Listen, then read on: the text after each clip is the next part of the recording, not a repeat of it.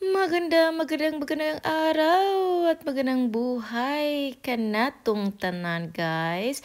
Ang inyong badiday ay nagbabalik na sa pag-upload ng video. Bago ang lahat, guys, pupunta tayo sa metro. Samahan niyo po ako at si Kamadarling na pupunta doon sa metro. Yep po, sa hapon po kami lumabas kasi itong video na ito during summertime. So, yep, may tiningnan kami diyan na aming dadaanan mamaya para bibilhin namin. Ganun. So, itong video na ito, no, pa summer pa ito. So, ayan na nga, andito kami sa Metro, guys. Ayan. So, madami silang mga display na mga seafoods. Ganun. So, mga labas pa kayo, no. Ayan, wako kailangan na. Siguro lamay na siya no, mura man siya iho. Uy, ambot lang wasa ko kabawa na basta. Basta lamay na ko na siya. Uy, di ba kumpleto sila diha guys. Pero guys, nagpalayo na ko ana kay puwerteng tugnaw. Lobsters. Yep, mahal kayong kilo guys. So di ta ka-afford. So mamaya na lang yan na puhon na lang na siya puhon. Agern. So, yan ang binili namin sa Metro. Sa itong video na to, sa summer pa ito ha. So, ngayon lang i-upload namin. Naku, di ay sa aking sarili. Charots! Kasi video to ng aming kamadarling.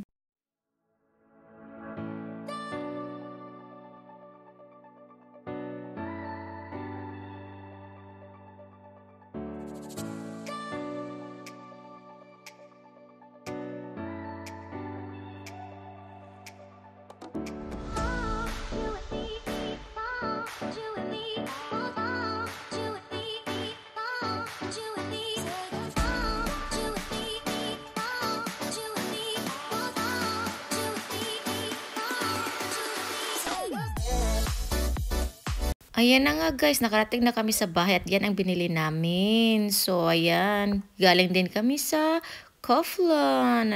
So yan ang binabayad namin. Naku na-shock si Kamadarling. No? Ang laki ng binayad niya sa Metro guys. Ayan, at yan lang naman ang binili niya. Siya ang pumili niya ni kasi gusto niya yang i-try. So nagustuhan niya yan guys. Masarap din yan. Para lang siyang leche flan. Ganun. Sarap yan, Yeah,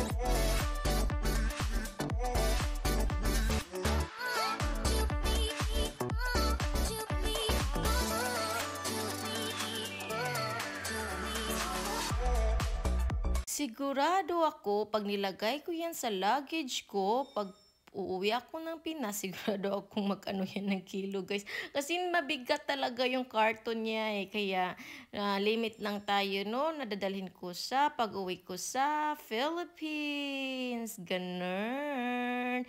So, ayan na nga, guys. Ayan, kabisi-bisi ko, no?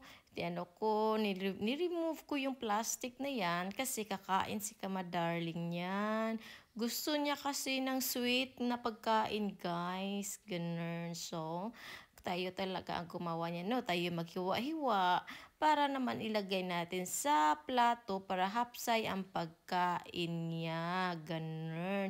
Yan naman talaga dapat ang gagawin natin, no? Para naman magiging masaya ang ating kamadarling. Ayan guys. Ayan na ang tigas-tigas, no? Kasi nilagay ko siya sa freezer. Ayan. Kaya naging bato. At hindi mo talaga maano yung taste na yan kung kakainin mo ng diretso. Kaya, ilagay muna natin yan sa oven guys para painitin, para maging smooth na siya pag kinakain ni kamadarling ko. Ayan. Sa wakas, after sa struggle na paghihiwa ko, nahiwa ko din kasi mataas ang pasensya ko guys. Kaya nga ilalagay ko na siya sa oven para makain na ito ni kamadarling. At ayan na nga, nag-init na ako ng kaha para magluto ako para sa aming hapunan. Ayan, busy na si Okano. Ganyan talaga guys, pag may kamadarling na tayo talaga most of the time na gumagawa ng pagkain. At ayan na nga iniinit ko lang yung kinakain namin kagabi. So, ayan na nga. So, para hindi masayang, kakainin siya. So, kailangan nating initin muna. Ako na lang man yan ang kakain yan kasi ang Kangkamay Darling, meron din siyang kanya. Gusto ko kasi ang pansit ng Chinese restaurant guys kasi masarap ang luto nila, ganun. So, ayan ang buhay talaga pag may kamadarling na kailangan na tayo magseryoso. At kami naman lang dalawa dito. So, maghuy-huy na lang tayo. Ako ang mag-a-adjust. Kung gusto kong gumawa ng bahay gawain, gagawin ko kahit hindi niya inuutos. Kasi ayaw ko talagang pinag-uutusan. Kusa akong gumagawa guys. Ganun. So, ayan na pinag-ano ko talaga siya, partner ko siya sa cake pie, guys. So, ayan, cheesecake siya. Ayun. Masarap talaga siya ang cheesecake, guys. Ganun. Alam niyo, si kamadarling, kumakain siya ng pansit, pero hindi na pahaw. Gusto niya yung fresh talaga na luto, na mainit pa, ganun. So, yan ang akin guys na may ulo ng shrimp at saka yan. Tingnan mo yan, may dalawang aeroplano.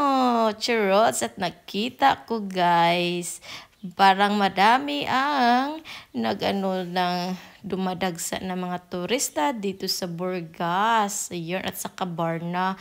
Kasi malapit sa dagat. In-enjoy ko lang ang view, So, karugtong lang itong video na ito, guys.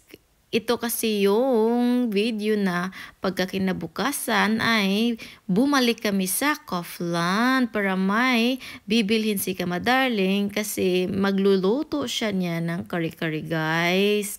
Paborito niya kasi. Kaya nakita ko yung eroplano na yan, binivideoan ko kasi ang ganda talaga ang ganda ng panahon.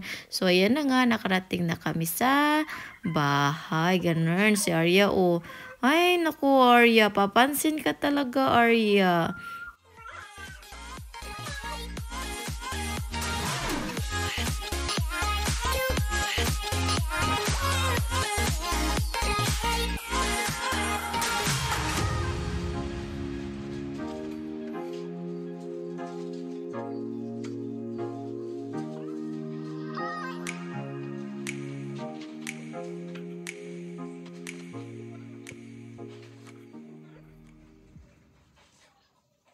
So, ayan na nga guys, samahan nyo ako na habuain lahat ng pinabili namin ni Kamadarling. So, tinutulungan ko lang si Kamadarling, So, ito talaga yung obra maestra ko guys, ang tagahabwa ng pinamili. Ganun talaga ang buhay guys. Siya, nagkapi-kapi lang siya, Ay ako hindi minsan na inom ako ng kape guys. Ayaw ko talaga. So, kasi kabuhion ko guys. Ganun. Yang sprout talaga yan, Paborito talaga yan ni Kamadarling. So, hayaan nyo muna ako ha. Tingin lang kayo ng tingin. Ganun. Ang laki-laki. Ano kaya lulutuin ko ng ganyan? Ano kaya nakalimutan ko na. Ay, may wine pa guys.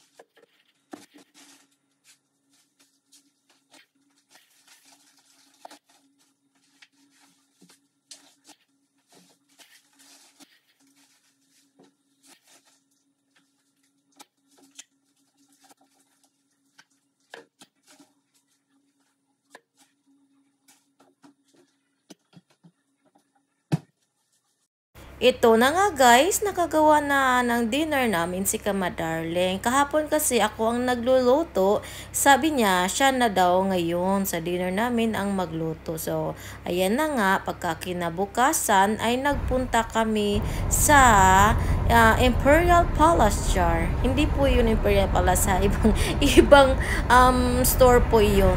Nagpunta kami doon para may tinitingnan si Kamadarling guys. Gusto kasi niya yung malalaking refrigerator sa bahay. Nagtingin-tingin siya kung magkano ba yung presyo ng ano. So tingnan nyo, ang ganda talaga ng mga puno dyan sa gilid-gilid ng karsada guys. Para siyang man-made forest, diba?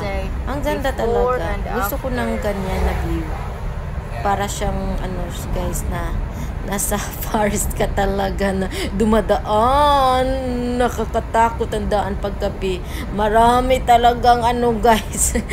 Para kang nakakita ng multo dyan. Kasi wala talagang ano yan eh, mga lights ba na kagaya natin dyan sa Pilipinas. So ayan na nga guys, nakarating na kami dito sa nagtitinda ng mga refrigerator guys. At ayan o, ang laki-laki. Ang mahal na presyo niyan guys. Kaya sabi ni Kamadarling, pass lang muna, uwi muna tayo, char. So, dito kami ngayon sa Plaza Burgas, char. Ayan na nga guys. Paroy-paroy muna tayo dito.